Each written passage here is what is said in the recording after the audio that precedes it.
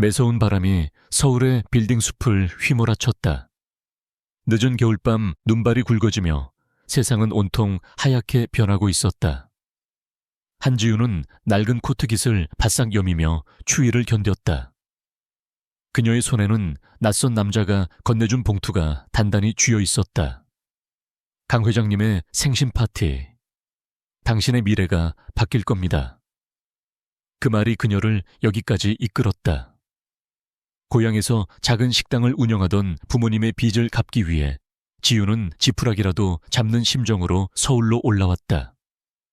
그녀는 명문대 졸업생이었지만 가족의 빚 때문에 변변한 직장도 구할 수 없었다. 학자금 대출과 사채 이자가 눈덩이처럼 불어나 그녀를 짓눌렀다. 봉투 안에는 화려한 드레스와 한 장의 초대장이 들어있었다. 고급스러운 종이 질감과 금박 장식이 이 파티가 얼마나 대단한 곳인지 짐작하게 했다. 지우는 봉투를 건넨 남자의 번지르르한 말을 믿었다. 이 파티에서 강 회장님께 눈도장을 찍으면 모든 문제가 해결될 겁니다. 그녀는 그 말을 철석같이 믿었고 그 믿음은 그녀가 절박했기 때문에 더욱 견고했다. 지우가 도착한 곳은 서울의 최고급 호텔 시그니엘이었다. 웅장한 로비와 화려한 샹들리에는 지우가 이제껏 살아온 세상과는 전혀 다른 곳이었다. 그녀는 불안감과 기대감을 동시에 느끼며 드레스로 갈아입었다. 평소 입던 수수한 옷과는 전혀 다른 몸에 딱 맞는 검은색 드레스는 그녀의 숨겨진 아름다움을 드러냈다. 화장을 하고 머리를 손질하자 거울 속에는 낯선 여인이 서 있었다. 파티장은 그녀의 예상보다 훨씬 화려했다. 재벌 총수 유명 연예인 정치인들이 가득한 곳. 모두가 번쩍이는 옷을 입고 웃고 있었지만 지우는 그 웃음 속에 감춰진 냉랭함과 허위를 느낄 수 있었다. 그녀는 구석에서 샴페인 잔을 든 채 어색하게 서 있었다. 그때 봉투를 건넨 남자가 다가왔다. 그는 지우에게 강 회장님께 인사할 기회를 만들어주겠다며 한 잔의 음료를 건넸다. 이걸 마시고 회장님께 용기 있게 다가가세요. 지우는 고맙다는 인사를 하고 음료를 한 모금 마셨다. 그러나 쓴맛과 함께 알 수 없는 현기증이 밀려왔다. 머리가 지끈거리고 몸에 열이 오르기 시작했다. 뭔가 잘못되었다는 것을 직감한 지우는 남자에게 말했다. 죄송하지만 화장실에 좀 다녀와야 할 것 같아요. 남자의 얼굴에 순간 당황한 기색이 스쳤지만 그는 이내 미소를 지으며 그녀의 등을 떠밀었다. 그래요? 잠시 쉬었다 오세요. 지우는 휘청거리며 파티장을 빠져나왔다. 복도에 서서 차가운 벽에 기대숨을 고르려 했지만 몸은 점점 그녀의 뜻대로 움직여주지 않았다. 시야가 흐릿해지고 온몸의 감각이 마비되는 듯했다. 그때 누군가 그녀의 팔을 붙잡고 복도 끝에 있는 방으로 끌고 갔다. 이제 모든 게 끝났어, 권도현.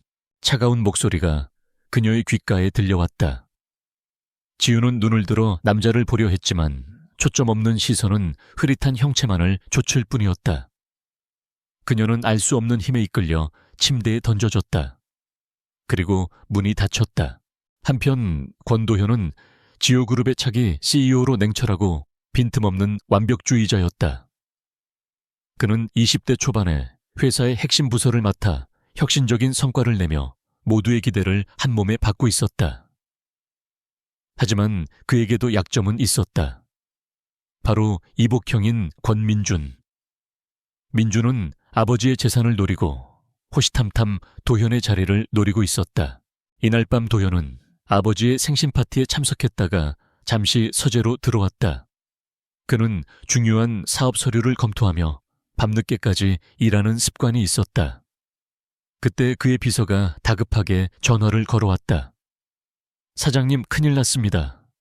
권민준 전무가 사장님의 서류 가방을 훔쳐서 경쟁사로 넘기려 하고 있습니다. 도현의 얼굴이 차갑게 굳었다. 당장 처리해. 그리고 내 방으로 와서 보고해. 도현은 서둘러 서재를 나섰다. 복도를 지나가던 중 그는 누군가 자신을 미행하고 있다는 것을 느꼈다. 어둠 속에서 숨어있던 몇몇 인물이 그를 향해 다가왔다. 권 사장님, 잠시 저희와 함께 가셔야겠습니다. 그들은 민준이 보낸 사람들이었다. 도현은 그들의 의도를 단번에 눈치챘다. 그들의 목표는 자신을 감금하고 회사의 중요한 기밀을 빼돌리는 것이었다. 도현은 순순히 잡혀갈 생각이 없었다. 그는 재빠른 움직임으로 그들을 제압하고 그들의 감시를 피해 자신의 방으로 향했다. 그때였다. 민준의 목소리가 들렸다. 이제 모든 게 끝났어, 권도현. 도현은 그 목소리를 듣고 놀라지 않을 수 없었다. 그의 방문이 열려 있었고 그 안에는 한 여자가 침대에 쓰러져 있었다. 그는 직감적으로 이것이 민준의 또 다른 함정이라는 것을 깨달았다. 민준은 그를 제거하기 위해 그가 모르는 여자와 하룻밤을 보내게 한 후 그를 스캔들로 엮어 회사에서 몰아내려 했던 것이다. 분노가 치밀었지만 도현은 이성적으로 상황을 판단하려 노력했다. 그는 민준의 수하들을 따돌리고 일단 방으로 들어와 문을 잠갔다. 대체 누구야? 도현은 침대에 쓰러진 여자를 보았다. 그녀는 땀에 흠뻑 젖은 채 신음하고 있었다. 검은 드레스 차림의 그녀는 분명 파티 참석자였다. 그녀의 얼굴은 순수하고 청순한 아름다움을 지니고 있었지만 지금은 약물로 인해 고통스러워하는 듯 했다. 도현은 망설였다. 이 여자를 구하는 것이 옳은 일인가? 아니면 이대로 그녀를 두고 다른 길을 찾는 것이 현명한가? 이 모든 것이 민준의 함정이라고 생각하니 그녀를 돕는 것이 더 큰 위험을 초래할 수도 있었다. 하지만 그의 이성은 그녀가 자신과 마찬가지로 희생양이라는 것을 알려주었다. 민준이 그를 파멸시키기 위해 이용한 도구일 뿐이었다. 그때 지우가 힘겹게 눈을 뜨고 도현을 보았다. 그녀의 눈동자는 공포와 혼란으로 가득 차 있었다. 누구세요? 그녀의 목소리는 희미했고 곧 다시 의식을 잃을 듯했다. 도현은 그녀를 외면할 수 없었다. 그는 그녀가 약에 취해 있다는 것을 알았고 이대로 두면 그녀가 위험해질 수도 있다는 것을 직감했다. 나는 너를 이용하지 않아. 도현은 스스로에게 다짐하듯 말했다. 그러나 그가 그녀의 손을 잡는 순간 그녀의 몸은 뜨거운 열기로 타오르고 있었다. 그녀의 순진한 눈빛과 그 밤의 모든 상황은 도현의 차가운 이성을 압도했다. 도현의 차가운 심장이 미묘하게 흔들리기 시작했다. 그날 밤 눈보라가 휘몰아치는 서울의 밤은 두 남녀의 운명을 완전히 뒤바꿔 놓았다. 함정 속에서 시작된 밤은 예상치 못한 결말을 낳았고 이 모든 것은 이제 시작일 뿐이었다. 새벽이 오고 있었다. 창밖으로는 밤새 내린 눈이 쌓여 온 세상을 하얗게 뒤덮고 있었다. 권도현은 깨어나자마자 차가운 현실을 직시했다. 옆에는 아직 잠들어 있는 한지우가 있었다. 어젯밤의 격정은 모두 사라지고 남은 것은 냉랭한 이성과 알 수 없는 후회뿐이었다. 그는 민준의 계략에 넘어간 것일까? 아니면 이 모든 것이 처음부터 계획된 일이었을까? 도현은 조용히 일어나 옷을 챙겨 입었다. 그는 그녀의 얼굴을 한참 동안 바라보았다. 앳된 얼굴은 순수해 보였지만 어젯밤 그녀의 행동은 결코 순수하지 않았다. 그녀가 먼저 그에게 다가왔다는 사실이 그의 마음을 더욱 차갑게 만들었다. 그는 이 모든 것이 그녀의 계획된 영이라고 생각했다. 그녀가 민준과 한패가 되어 자신을 함정에 빠뜨리려 했던 것이다. 도현은 그녀의 머리맡에 놓인 휴대폰을 집어들었다. 통화 기록과 문자 메시지를 훑어보았지만 아무런 단서도 찾을 수 없었다. 그녀는 너무나도 완벽하게 자신을 숨기고 있었다. 도현은 침대 옆 협탁에 놓인 지갑에서 수표 한 장을 꺼내 그녀의 옆에 두었다. 액수는 그녀의 인생을 완전히 뒤바꿀 만큼 거금이었다. 이걸로 모든 것을 잊어라. 그가 무심하게 내뱉은 말은 차가운 공기 속에 흩어졌다. 이 여자는 더 이상 그의 인생에 존재해서는 안 될 사람이었다. 그는 그녀에게 아무 말도 하지 않고 조용히 방을 나섰다. 지우유는 머리가 깨질 듯한 통증과 함께 눈을 떴다. 온몸이 쑤시고 아팠다. 낯선 방, 낯선 침대, 그리고 몸에 걸쳐진 낯선 셔츠. 어젯밤의 기억이 필름처럼 빠르게 스쳐 지나갔다. 파티 수상한 음료, 그리고 한 남자. 그녀는 공포에 질려 몸을 일으켰다. 침대 옆 협탁에는 수표 한 장이 놓여 있었다. 이걸로 모든 것을 잊어라. 누군가의 차가운 목소리가 귓가에 맴도는 듯 했다.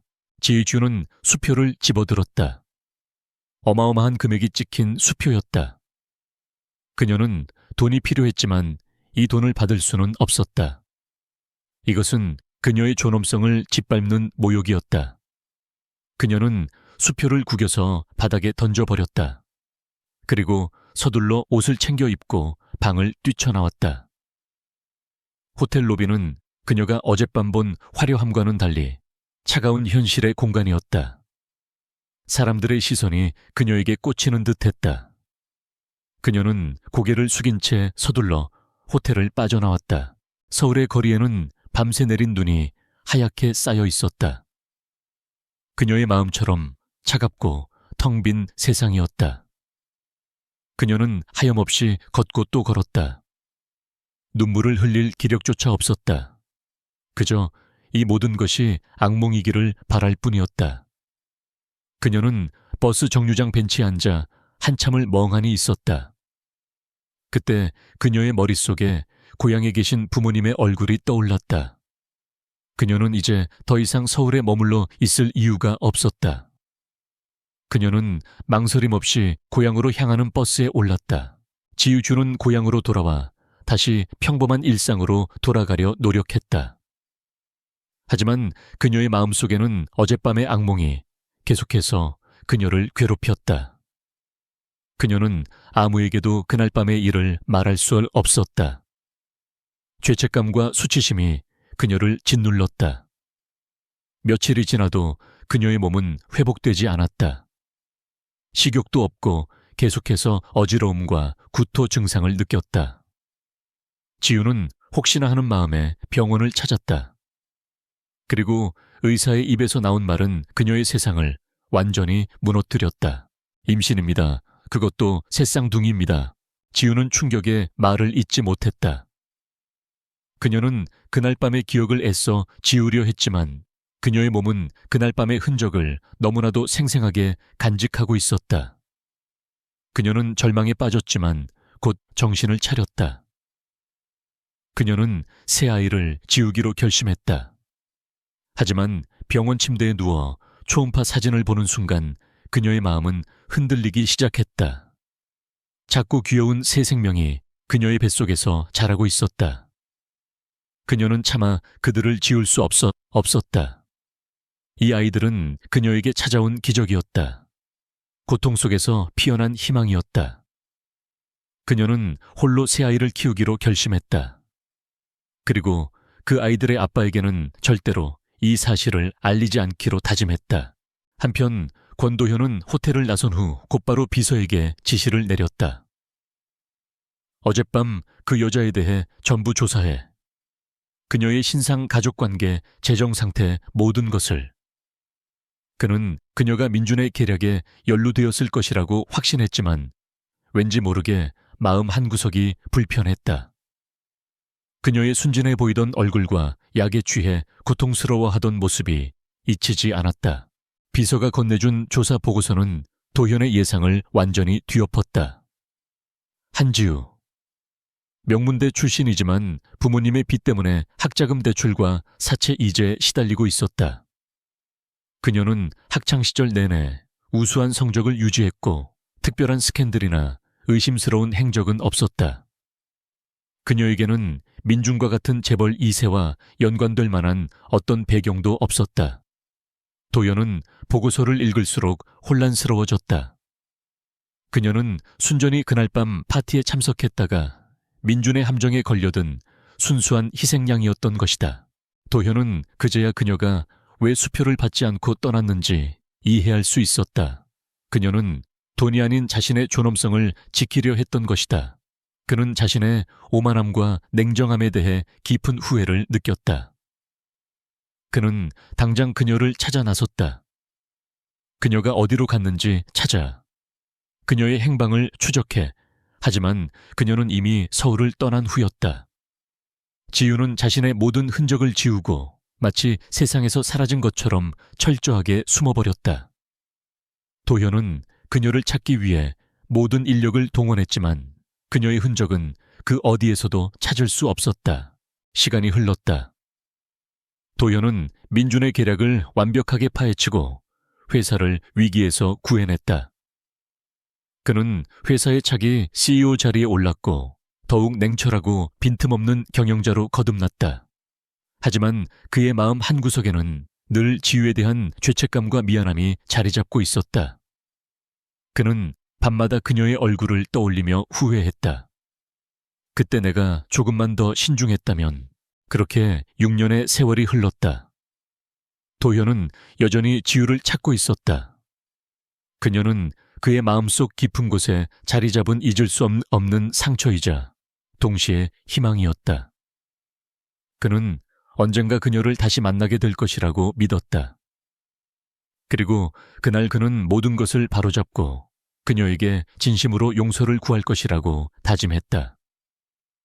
6년의 세월은 모든 것을 바꾸어 놓았다. 서울은 더욱 화려하고 복잡한 도시가 되었고 권도현은 지우그룹의 젊은 총수로 우뚝 섰다. 하지만 그의 마음속에는 여전히 6년 전 그날 밤의 공백이 자리 잡고 있었다. 한지우라는 이름은 그의 머릿속에서 희미해지지 않는 잔상처럼 남아 있었다. 그는 그녀를 찾기 위해 모든 노력을 기울였지만 그녀는 마치 세상에서 존재 자체가 지워진 듯 흔적조차 찾을 수 없었다. 지우의 삶 또한 완전히 달라져 있었다. 그녀는 서울을 떠나 고향에서 새 아이를 낳고 그 아이들의 엄마가 되었다. 아이들은 아빠의 존재를 모르고 자랐지만 지우의 사랑 아래 밝고 건강하게 성장했다. 새 쌍둥이인 한율, 한비, 한별은 각자 다른 매력을 지닌 아이들이었다. 유리는 든든하고 속 깊은 첫째, 비는 엉뚱하고 호기심 많은 둘째, 그리고 별이는 사랑스럽고 애교 많은 막내였다. 아이들은 모두 비상한 머리를 지니고 있었고 6살이라는 어린 나이에도 또래 아이들보다 훨씬 성숙한 모습을 보였다. 지주는 고향에서 작은 유기농 카페를 운영하며 생계를 꾸려나갔다. 그녀는 더 이상 빚에 허덕이는 불쌍한 소녀가 아니었다. 새 아이를 키우며 강인해졌고 세상의 풍패에 맞설 수 있는 단단한 여인이 되었다. 그녀는 아이들을 키우는데 모든 것을 바쳤고 6년 전의 악몽은 그녀의 삶 속에서 점점 희미해져 갔다. 그녀는 그날 밤의 남자를 잊으려 노력했고 아이들 또한 아빠의 빈자리를 느끼지 못하도록 최선을 다했다. 하지만 운명은 언제나 예기치 않은 순간에 찾아오는 법. 지우는 아이들의 교육 문제로 인해 다시 서울로 올라가기로 결심했다.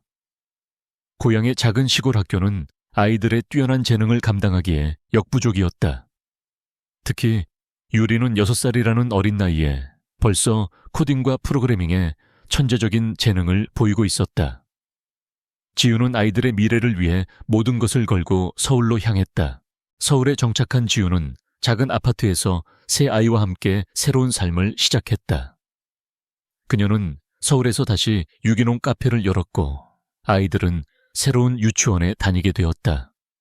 아이들은 낯선 환경에 금방 적응했고 그들의 비상한 머리와 사랑스러운 모습은 유치원 선생님들의 눈길을 사로잡았다. 한편 지오그룹의 권도현은 새로운 사업 프로젝트를 진행하고 있었다.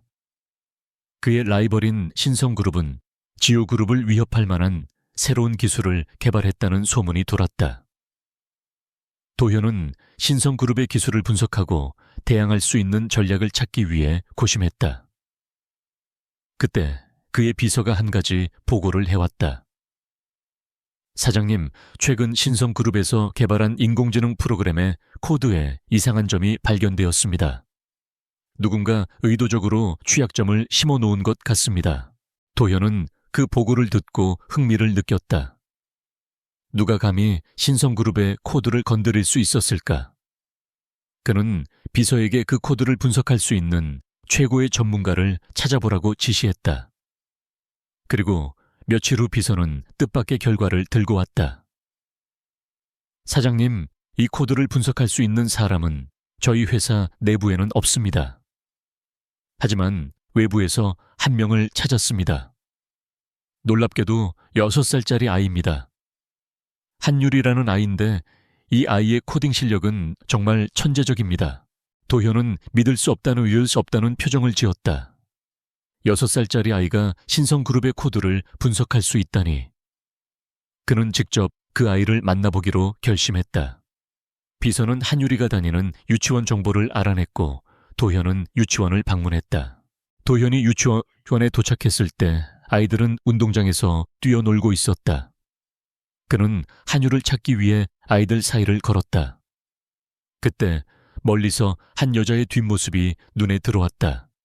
그녀는 아이들을 바라보며 환하게 웃고 있었다. 도현은 그 뒷모습이 낯설지 않았다. 그리고 그녀의 옆에는 3명의 아이들이 서 있었다.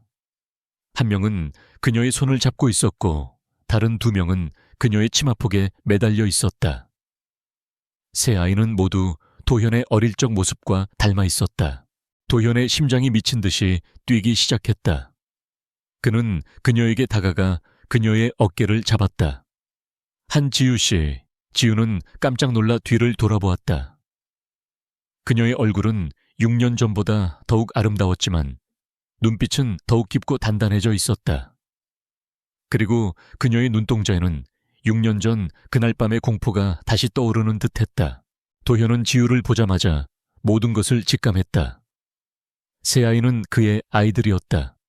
그리고 지우는 그 모든 사실을 숨기고 홀로 아이들을 키워왔던 것이다. 그는 자신의 어리석음과 오만함에 대해 다시 한번 깊은 후회를 느꼈다. 그리고 동시에 그녀를 다시 만났다는 기쁨과 그녀의 곁에 그의 아이들이 있었다는 사실에 가슴이 벅차올랐다.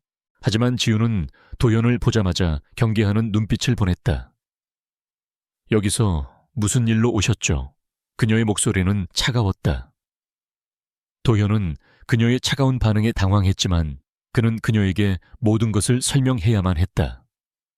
지우 씨 할 이야기가 있습니다. 6년 전 그날 밤에 대해. 하지만 지우는 그의 말을 막아섰다. 할 이야기 없습니다. 저는 이미 그날 밤을 잊었습니다. 그리고 당신은 제 아이들의 아빠가 아닙니다. 지우는 도현을 외면하고 아이들의 손을 잡고 유치원을 떠났다. 도현은 그녀의 뒷모습을 보며 아무 말도 할 수 없었다. 6년 동안 그를 괴롭혔던 모든 의문이 풀렸지만 동시에 새로운 고통이 시작되었다. 그는 그녀가 그를 용서하지 않을 것이라는 것을 알았다. 그리고 그는 그녀의 마음을 다시 얻기 위해 모든 것을 걸어야 한다는 것을 깨달았다. 그는 그녀와 아이들을 되찾기 위해 6년 전의 실수를 바로잡기 위해 이제부터 모든 것을 시작해야 했다. 지우의 차가운 태도는 권도현의 마음을 더욱 아프게 만들었다. 그는 6년 전 자신이 했던 행동에 대해 깊이 후회했고 이제 그녀와 아이들을 되찾기 위해 모든 것을 걸어야 한다는 것을 깨달았다.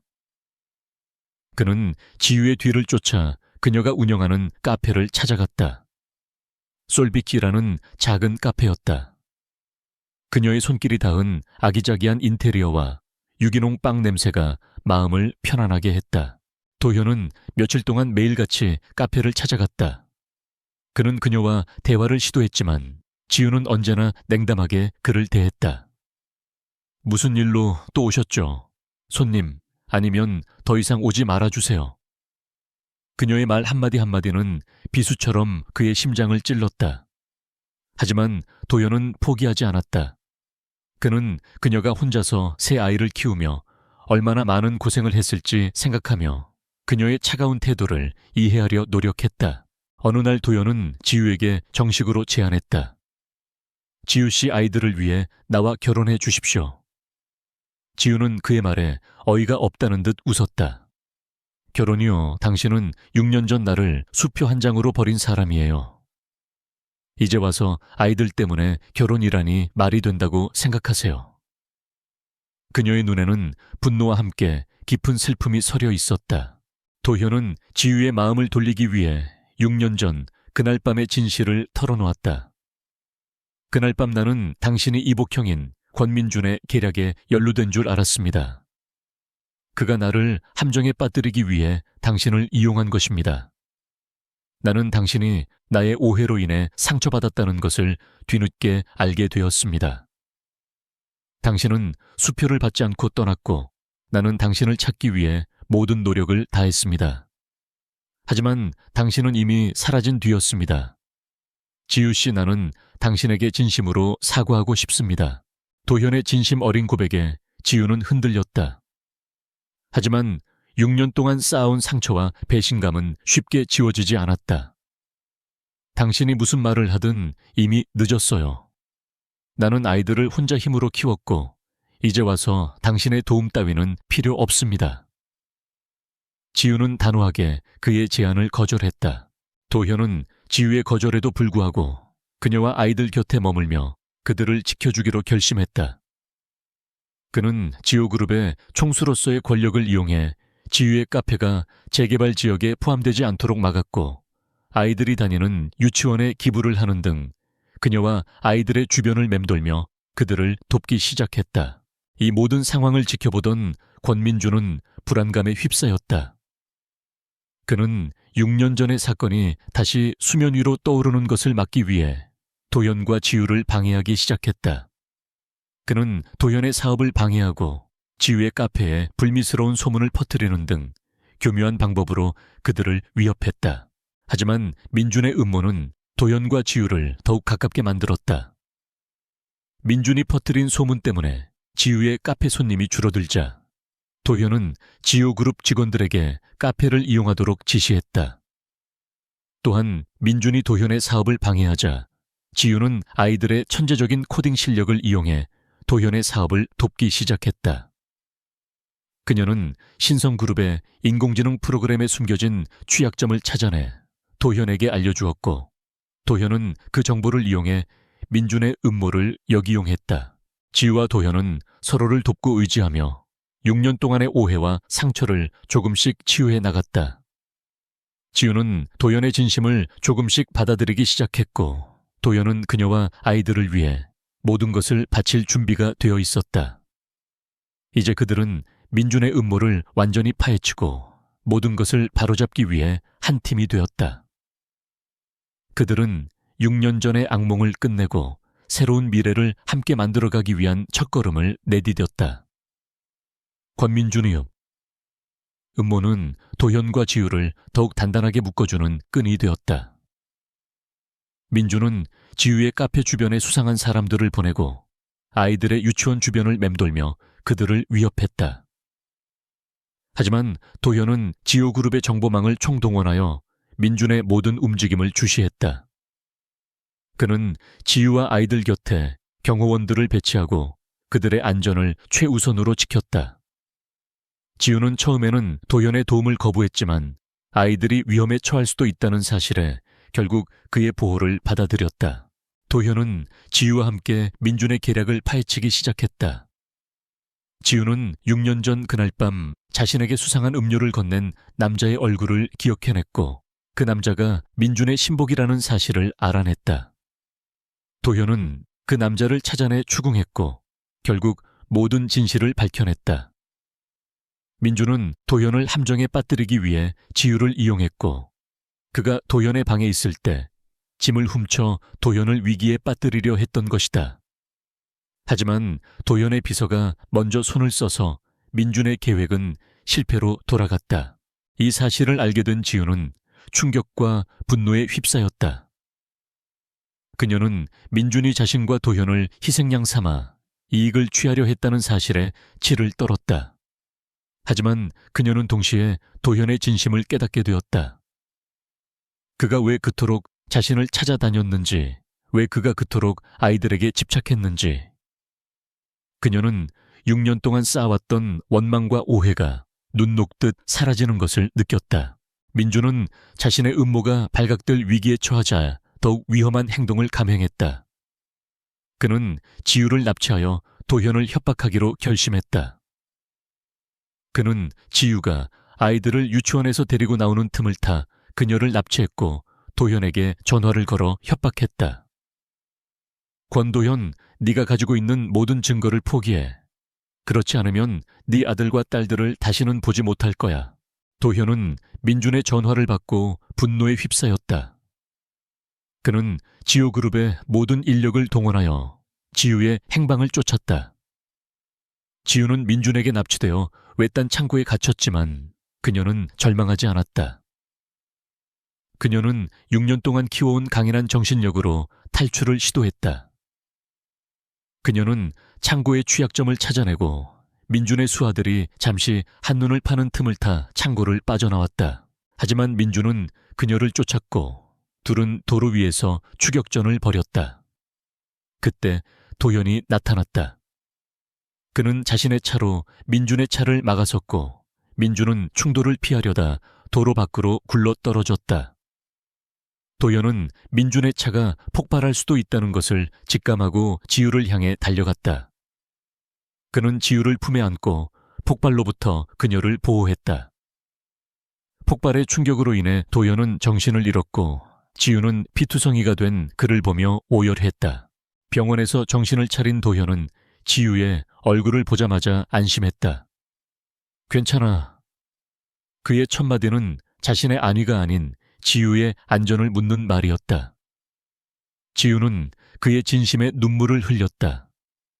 내가 미안해요. 내가 너무 늦게 당신의 마음을 알아줬어요. 지유는 도현의 손을 잡고 그의 손등에 입을 맞췄다. 그들의 마음은 이제 완전히 하나가 되었다. 민주는 이 사고로 인해 체포되었고 그의 모든 범죄 사실이 세상에 드러났다. 도현은 민준을 용서할 생각이 없었다. 그는 민준이 받아야 할 벌을 모두 받게 할 것이라고 다짐했다. 그리고 그는 지유에게 그리고 아이들에게 영원히 곁을 지켜줄 것이라고 약속했다. 권민준의 모든 음모가 수면 위로 드러나고 그는 구치소에 수감되었다. 도현은 지유와 아이들을 안전한 곳으로 옮기고 그들의 곁을 한시도 떠나지 않았다. 지유는 도현의 헌신적인 모습에 깊은 감동을 받았고 6년 전의 모든 오해와 상처를 완전히 털어냈다. 그녀는 이제 도현을 온전히 믿고 사랑할 수 있게 되었다.